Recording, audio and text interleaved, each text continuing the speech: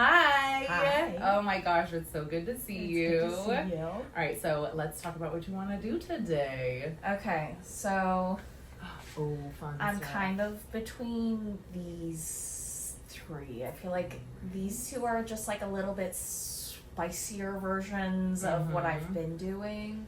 That And one's this a bit is almost different. like a more faded version of Yeah. that. Yeah. I think that, especially since you aren't living in San Diego right now, going more vivid would be good because the Danger Jones fades so nicely. So Yeah. you'll get that second color after the first color fades. Yeah. So I think that going vivid would be better, but I guess like these ones are kind of like flip-flopped. Like that Yep. one's got the orange on the top with like the purples and pinks on the bottom. That one's more like purples on the top with the oranges at the bottom. I guess it's just more about which one you like better then. I think going with the more pinky purple would fade out better than Yeah. the orange on the top. Yeah. I think that doing the orange through the bottom would probably be better. I do like Yes. how this one has like 3 different colors though. So I could incorporate like how that one is more blocky. Here, let me show the camera. Here's our 3 choices. We've got these 2 vivids and this one. That one has the purple and the orange, and then that one's kind of orange into the pink and purple. Okay. As far as highlights go, are you wanting to keep more of your natural root? Because those look pretty rooted there too. Like less blonde, or do you still want to be really blonde? I don't know. I could go anyway. Yeah. Wanted to, because your hair is already so naturally light, it's like I could do not obviously chunky to the scalp, but a heavier foil toward the front and all of this like face frame area underneath and like all through here, so we get really nice highlights. So when you put it up, it looks blonde. And then maybe through here, do a little less and do, like maybe a shadow root that kind of just makes it look like you're natural, so it grows out softer. And then I'll probably want to add some underneath still, just because you do have quite a bit of dark under there. And this is where we ended, with a pinky purple shadow root, those beautiful bright orange peachy money pieces, and pink underneath. I love it. So here is the full breakdown on how I got there. We are going to do a full highlight with a little bit of a brighter money piece, face frame, and a little underneath, whatever you want to call it. Just everything around the hairline, basically. And I am just brushing through my K18 Molecular Repair Hair Mist right now to keep her nice and healthy during the lightening process. And now I am going to section out the front, because where I do her hairline and face frame is going to be a little different than the rest. So I'm getting these nice little triangular sections all out of the way. And then we are going to get started. So my first couple sections, I'm going to split this back in half. Oh my God, I don't think I was filming that. That's so annoying. Just show the little foils. Boom. Okay. What a dummy. So yes, as you saw, I forgot to record as soon as I started foiling, but those first sections were 2, and I do those diagonal few sections right at the hairline, very close together. Those ones are going to be foiled similarly to how I do the money pieces. So you're kind of taking more hair than you're leaving out. Now, when I'm doing these highlights, I am leaving more out than I am taking. So you will get to see exactly how thin I'm keeping these sections, but I want my foils, my section in my foils, to be so thin that I can see through it. If you watch my videos, you know that I am not a big chunky section taker. I like to take nice, thin, fine sections because it's going to ensure that I'm going to get even lift and it's not going to look orange or blocky or anything like that. I have the perfect saturation, so I highly recommend taking those super thin sections just like that. So you can see I'm leaving out a little more hair than I'm putting in the foil. I can see through that section, and I am just taking slices. So I am not weaving, I am just slicing. These 3 sections I have here in the back, the 2 on the side are going to be diagonal, and then that one in the middle, I am just taking really, really thin horizontal baby lights. And you might be scared to take a horizontal slice, but I promise if you're taking them in these really thin sections, it's going to be beautiful. Do not be scared of slices. I love slices. Honestly, I feel like when I do slices over weaves, it's so much easier to find my previous sections when I go back and highlight again.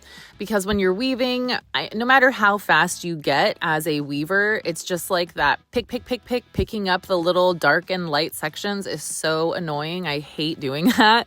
I just feel like it's so much more time consuming. And when you take these slices, you're just getting these perfect clean slices. You know exactly where your section is when you go through again. And it's the way that I prefer to foil. I'll still do weaves every now and then, obviously, but I really like using slices, especially with a bigger project like this where I'm highlighting an entire head. I feel like I can move through it a lot faster. And also, if you saw that little trick there where I put my comb under the foil to help move it up, I will show that again, but that's super important to keep your foils from slipping and make sure that you have no bleeding. So I am using Danger Jones powder lightener as always. There is a cream and a powder for my foils. I really love to use the powder, and when I'm doing something on the scalp, I like to use the cream.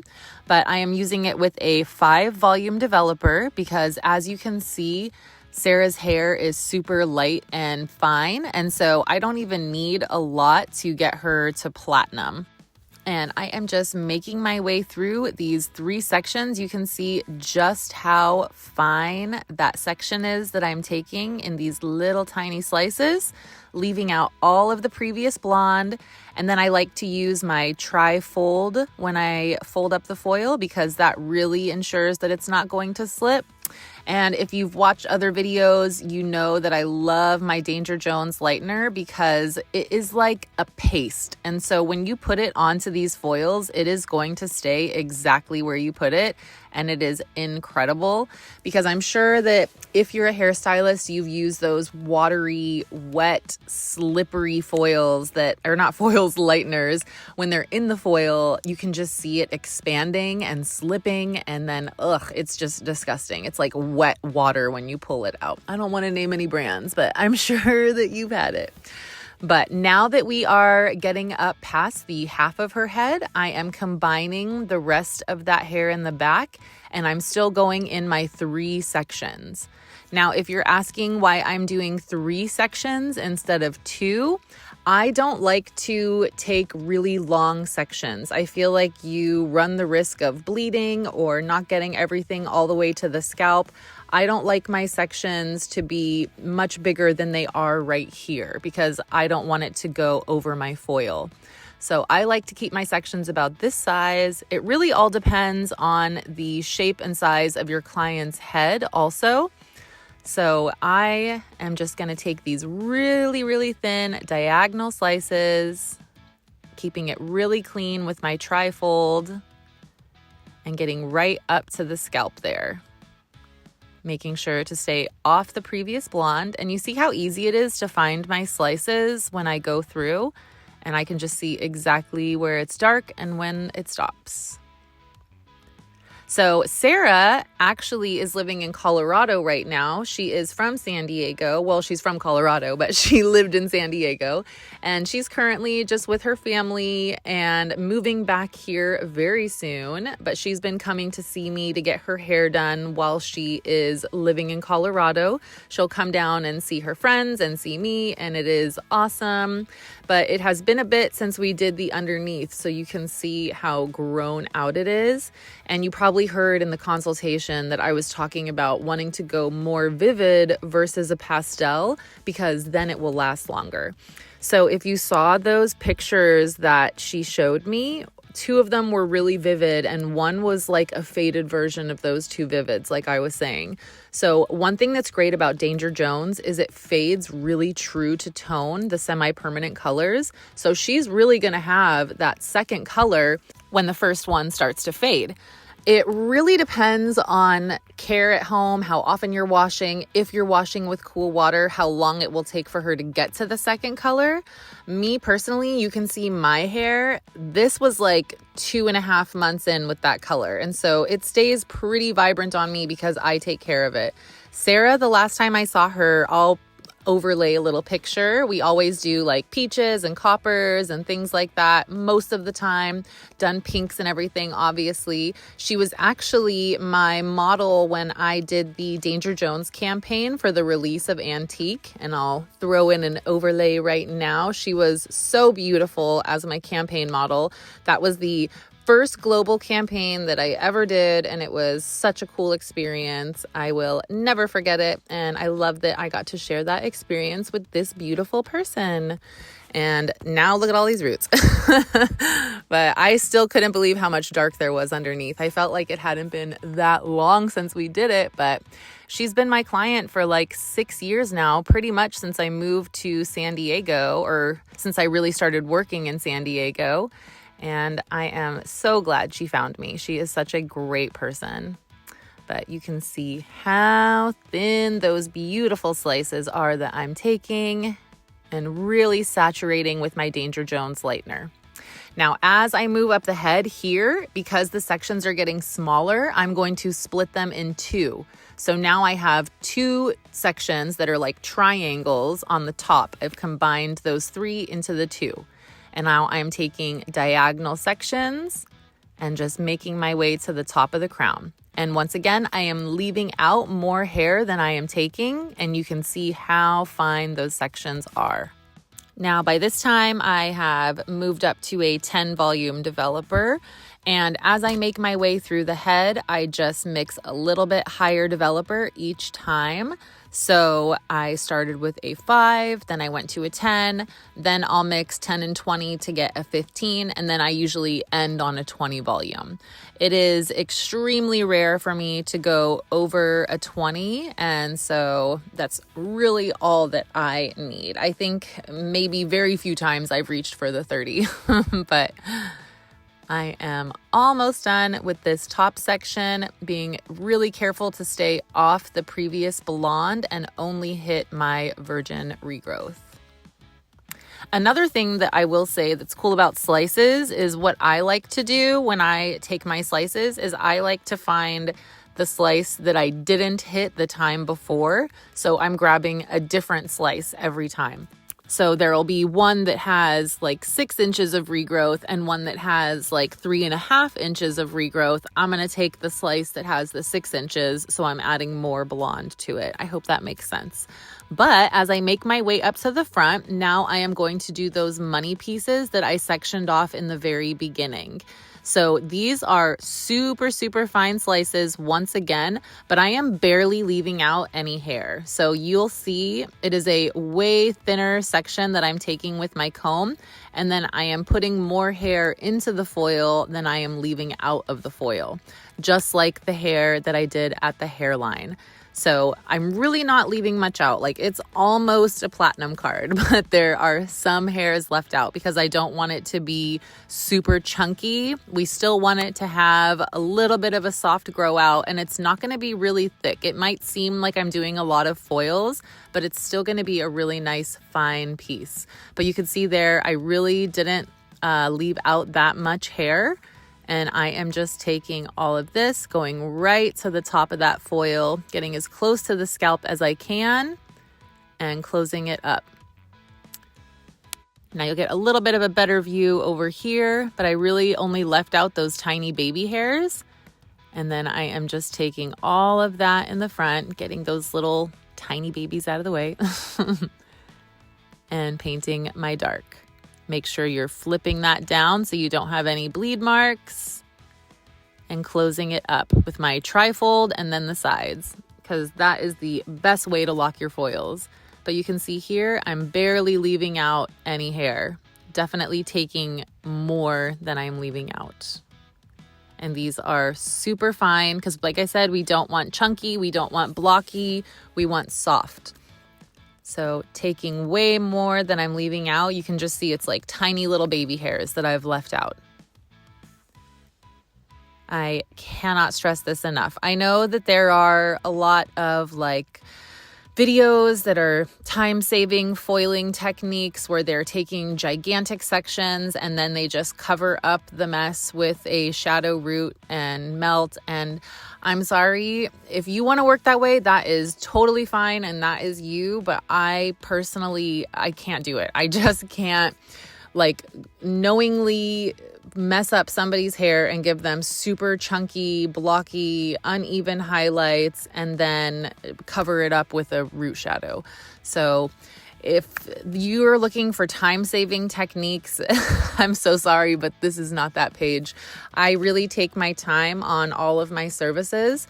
And especially since I normally work while my son is in school, if I have a big project like this, 8 out of 10 times, it's going to be my only client for the day, unless I have like somebody that's a super quick touch up or like extension install. But for the most part, when I have these big projects, I only take that one person because I really like to take my time. I don't rush through services and I take it very seriously. All right, we are done with the money piece and now we are moving up to our bigger foils. So you can see this almost triangular section that I took here.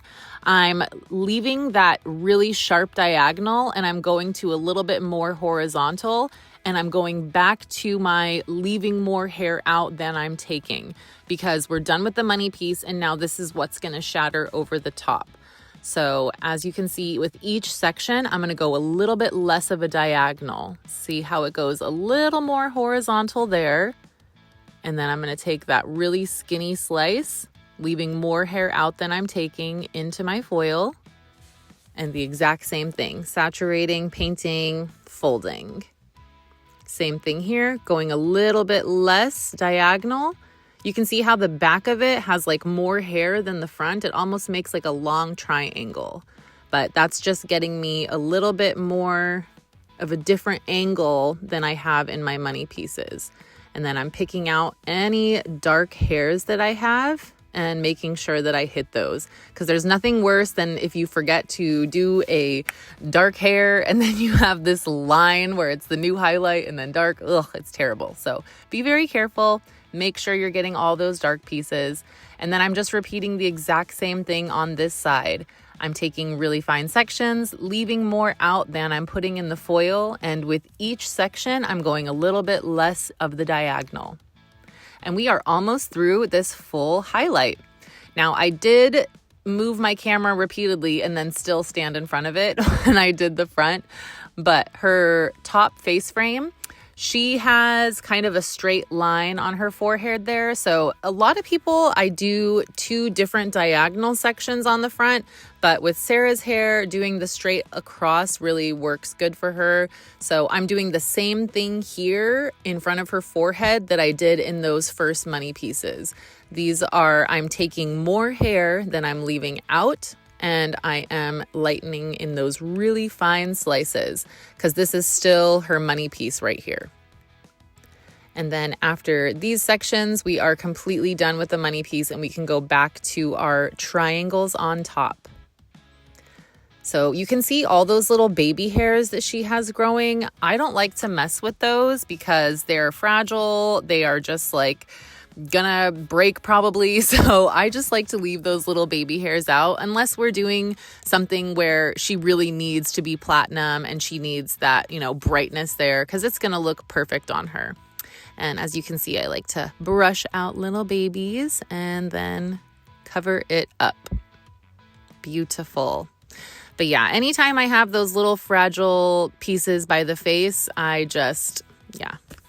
try not to hit them. So I do want to go back to something that I was talking about previously and about like time-saving techniques and being a faster foiler, because I feel like that's something that I hear a lot from other stylists, whether they're new or not, is that they wish they could be faster. And there are a lot of, unfortunately, toxic salons out there.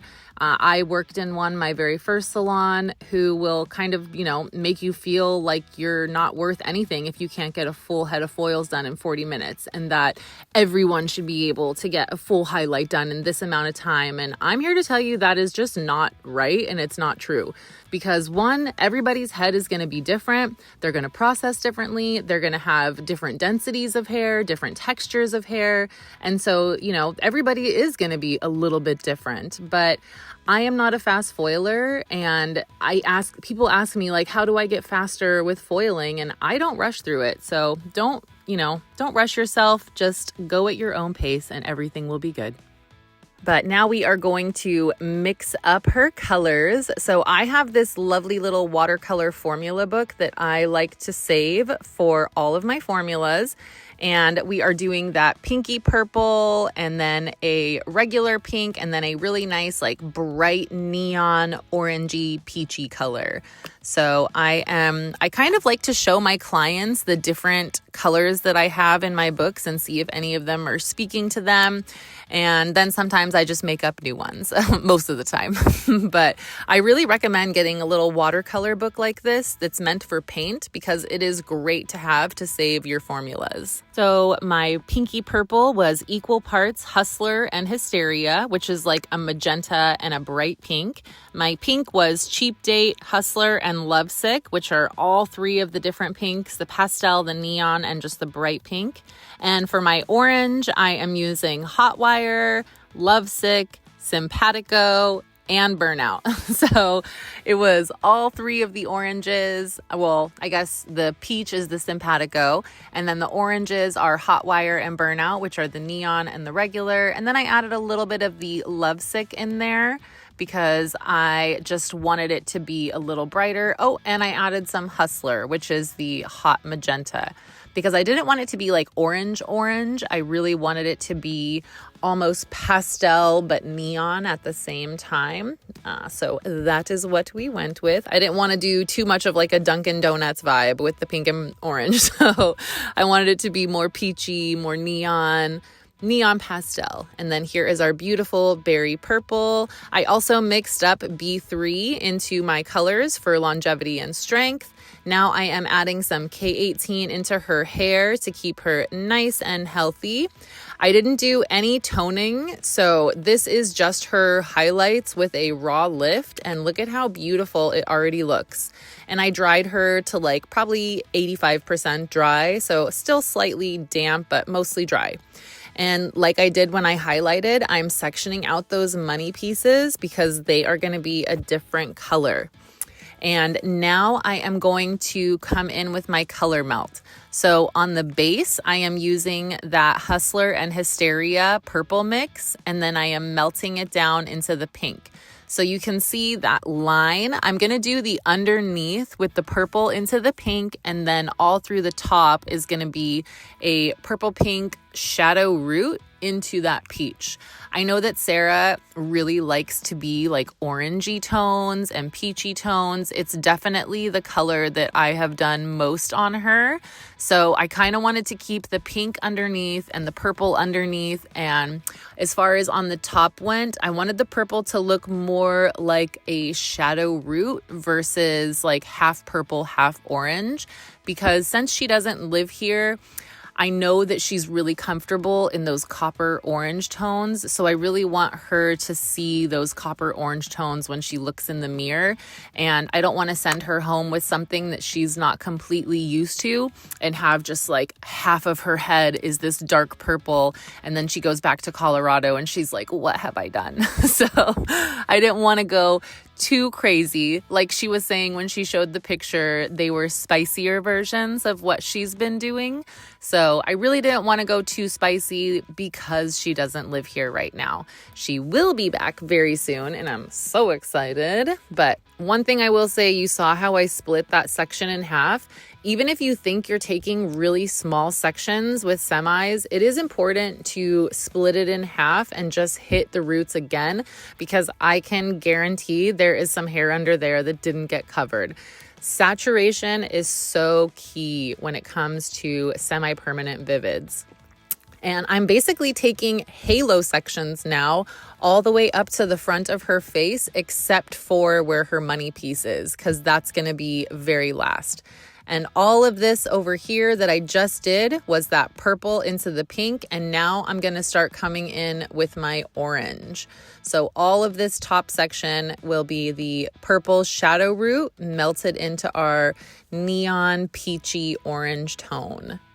And you can see, even though we didn't do an actual shadow root on Sarah's hair, because I did those highlights where I left more hair out than I took, it still is going to look really natural. She still has that depth in the top and that dimension. So as her hair grows out, it's not going to bother her and it's not going to look bad when she can't get down here to get her hair done. Because it was 6 months in between from the last one. And you can see that copper that we did before that I showed the picture of, that was in May. And so it faded just right back to a beautiful blonde. Her hair grows so much. I swear, every time she comes, it's like I cut it into a bob and then she comes back and it's down to the middle of her back. So at least we know it's healthy. But I am just doing that deep pinky purple shadow root. I'm not pulling it down. Like I said, I want a shadow root. I don't really want a melt. I just want a little bit. I don't want her to just go home and have regrets with too much purple in her hair. I don't think she would, but you know, always best to play it safe when they can't come back. And I am going to speed this up because I think we kind of get the picture. But what I am also doing with that pinky purple, I am going a little bit longer in the back than I am in the front. I almost have like a diagonal gradient. So you'll be able to see it as I make my way through this little top halo sectioning. But I keep it a little bit shorter in the front because I want it to blend well with those money pieces. And then I go back a little bit farther as I go to the back of her head. So you can kind of see it goes in that diagonal there. And then I just am saturating with her orange. And you can see how I pull the hair apart to make sure that everything is saturated. And then taking really thin sections, making sure the roots are all hit. Look how pretty those highlights look. Gorgeous. And really getting that shadow root. And then when I get to the other side and I do the shadow root, I like to compare before I put the orange on, since especially this is our last section. You can see I'm looking and making sure they're even. And now I'm going to do my orange melt on top, because you don't want to finish up and then when you blow dry it, you realize your shadow root's like way longer on one side. So always make sure that you're taking a step back and looking at it, because sometimes if you're too close into the project, you kind of miss the big picture. So I always like to, when I get to those final sections in my color melt, kind of step back and look and see if I like how it looks. Now here on her money pieces, I'm only putting the purple on the back of the section, and then the orange is going to be in the front. So it's going to give it a slight shadow on the back of that money piece and not directly onto her face. And I'm just melting them together. You'll get to see me do it on the other side as well. But pretty simple. There is going to be no purple on her forehead area, like the section where I did those forehead foils. I did not put purple there on the back, just on those side ones. So right here you'll see how it's like a little diagonal almost, just on the back, and then the orange is coming through in the front. And then we are melting them together. And it just gives that nice little shadow behind it. And really saturating, but you can see that top forehead section, I did not do the purple on the back of it. And we are done, you guys. Give her her last little bit. And then she does her little happy dance. Rinsed her out with ice cold water. And look at how beautiful this is. I styled her with the K18 volumizing spray, the leaf and flower 7-minute blowout and frizz remedy spray. I also used the K18 oil before I curled her, and of course the K18 mask after I rinsed her. Look at how gorgeous. I love it. So beautiful. Gave her a nice fresh trim. And here is our gorgeous little neon pastel money pieces. She is so cute. I love the little purple pinky shadow root. And then you got that pink just barely kind of peeking out from underneath. And so when she does her little half up, half down, the pink and purple will show even more right there. But thank you guys so much for hanging out with me for another tutorial. Please like and subscribe for free education every Monday, and I will see you next week. Bye.